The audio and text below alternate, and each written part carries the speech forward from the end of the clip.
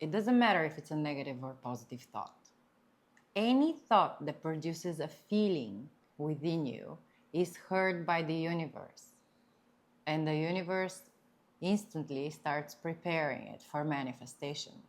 Therefore, you need to be very careful what kind of thoughts you entertain, what kind of thoughts you let produce feelings within you. And they cannot be negative thoughts, let me tell you that. Think about this for a second. In order to become a magnetic person, you need to become literally an attractive person. And in order to become an attractive person, you have to be able to be positive and to stop judging. You cannot be judgmental, not to yourself, not to others. Do not blame. You need to enter in the habit of resolving.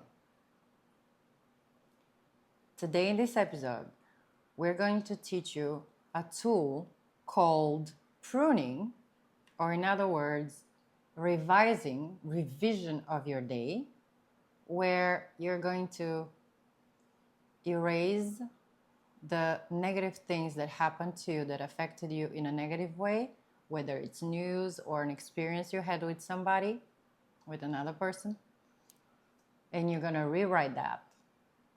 You're going to overwrite it with the same people involved, but as you wish it went. And that's how you're going to go to bed. And the next day when you wake up, things are going to be completely different for you than they would have been had you not done that homework for yourself. Because the negative thoughts produce more negative thoughts.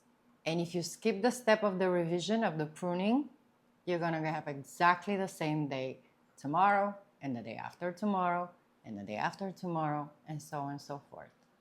Where have we heard about pruning?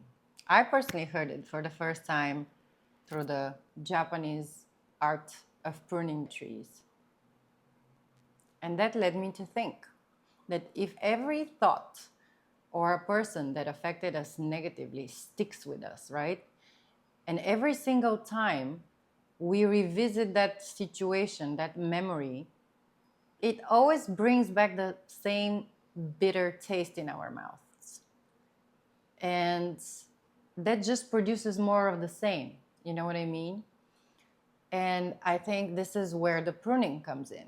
Because if you do that step at the end of your day, if you revise your day and you rewrite the situation in a positive way, then there will be nothing negative to go back to, which would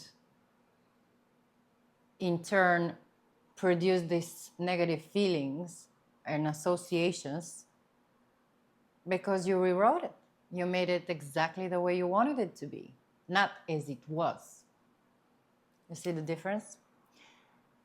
Because negative thoughts and negative associations on your tree of life, imagine your life, imagine the crown, imagine the branches, and imagine these negative thoughts and feelings and people on your branches like little parasites leeching off of you. Every time you think of them in a negative way, they leech off of you. Who needs that? But if you prune, if you get rid of them, of those bad branches, your tree will be just beautiful. It's going to be a magnificent, blooming, green, healthy tree. You know what those parasites need in order to survive? They thrive on your thoughts, right? The tree is a tree of thought. And so every single time you bring up a memory, a toxic memory, or you replay an argument, or you think about a time when you're really hard on yourself and you judged yourself, you failed at something, at achieving your goal, for instance.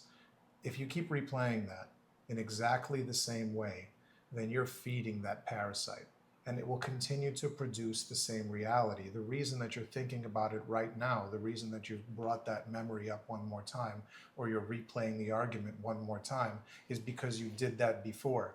And so you're almost feeding the cycle, right? Because your current reality, the outer world, the fruits that you currently see are the product of the inner talking that you previously had. So the things that you say, so the moment you keep bringing it up again, unless you resolve this, unless you revise this, unless you turn this negative thought and this negative association into something positive, into something constructive, it's a perpetual cycle. You're going to keep doing the exact same thing. You have to snip it off. And the way to snip it off is not to keep bringing it up. You need to reimagine everything in a way that it went perfectly for you. This person or yourself, you can't see them as evil. You can't see them as having wronged you. You can't have this type of approach because it's not going to serve you and it's going to keep feeding that. Yeah, they're stuck on the back of your mind like leeches. And that's the only way to do it. On a daily basis, it's a great exercise. Just the fact that every single thought that produces a feeling within you is heard by the universe is a wake-up call for you to make sure everything in your power that you produce only positive thoughts, because you want to attract only positive to yourself. And then again, why would you waste your energy thinking negatively about yourself, what you could have done or should have done, anything from the past, anything that you cannot change? The past is the past. It doesn't matter. It doesn't matter. The question is, what can you do now in order to avoid the past repeating or keeping affecting you in a negative way going forward, right? And you have the key. This is a perfect exercise that if you do on a daily basis, you're in a good place. Because the change starts with you, and you have all the different tools inside your toolbox in order to help yourself acquire a different attitude and ultimately lifestyle for yourself that will serve you in the best possible way. Speaking of tools, everybody's heard the story of the Philosopher's Stone. Yes. And what you're able to do with it. One of the things that can be done with it, one of the interpretations of it, is that it can transform lead into gold.